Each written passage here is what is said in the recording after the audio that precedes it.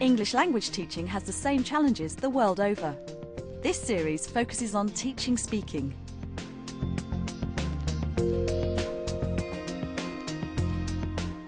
You saved my life. You are so smart. We've come to Thailand to see how teachers here help develop their students' fluency. And we'll have expert tips from teacher trainer John Kay. Fluency is about communication, communicating ideas, about the person you're communicating with, picking up the right messages. If you say it accurately or you say it inaccurately, but it's effective, then this is fluency. Okay, I buy it. Oh, excellent.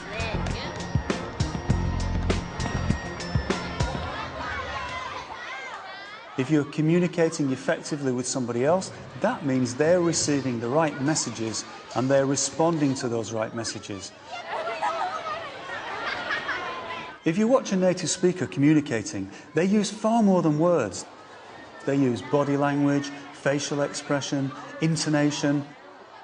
A piece of successful communication can be just the raise of an eyebrow. To help the students become more aware of this, you can use the mirror game. Sit the students facing each other.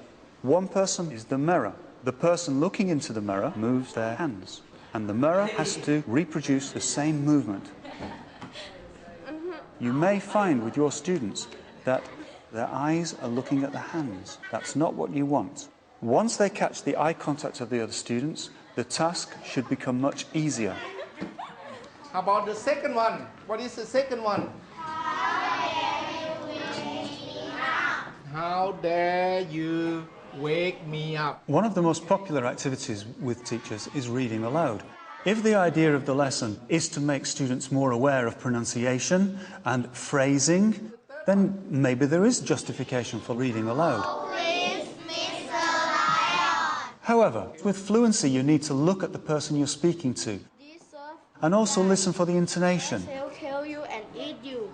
Okay, Bai was reading. Actually, he would say very angry.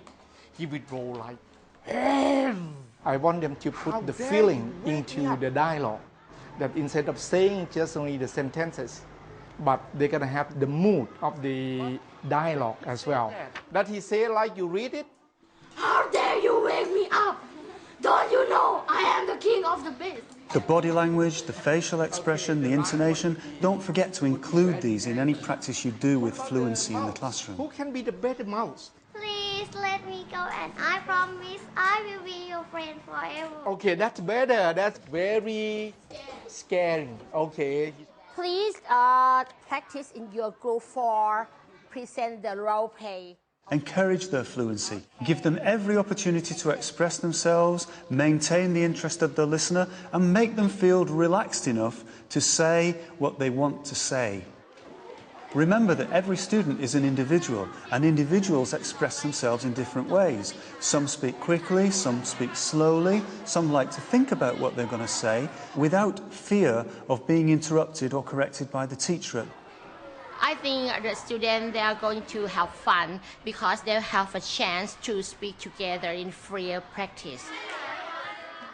It's more important for them to be interesting than it is for them to be accurate. And if they're worried about what you're going to say as a teacher all the time, then they're going to feel a little bit more inhibited and they're not going to say what they would otherwise want to say.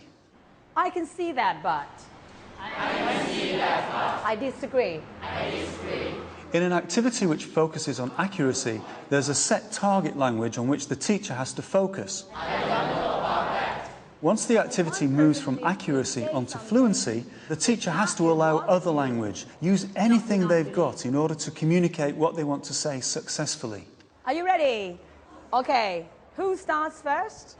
I think mobile phone can lead to the bad relationship with their family. I tell students not to worry about making mistakes because I need them to speak fluently and get the message across. You do not have to understand or hear every word. I can see that, but you don't forget most people have mobile phone now. When looking at a fluency activity, it's much more important to consider how successful the communication has been rather than looking at how accurate the language was. How? If you were driving your car and then you've got an accident.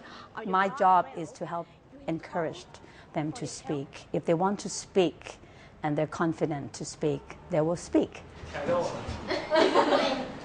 All right, for me, first, give him a bad, angry look. It's essential to get the students to actually feel the confidence to say what they want to say and to express their ideas with their interest. We want to watch the movie. You want to talk. Yeah. Oh. If you personalise the language in this way, then it makes it more relevant and more interesting to them. Maybe they don't know how to call, you know. And They're still young. yeah, they're still young. And you want to encourage them to use anything that they've assimilated from previous lessons. Maybe next time we can just share the problems in the class. When thinking about fluency, the most important thing is communicating your ideas in a way that the listener will understand, and then the communication is successful. It's a caterpillar. Internet browser by GPRS. Wi-Fi. It's not about speaking quickly or speaking slowly. Up into the wrong They have to be more pattern. creative, they have to be more imaginative, and in the end, they have to be more fluent.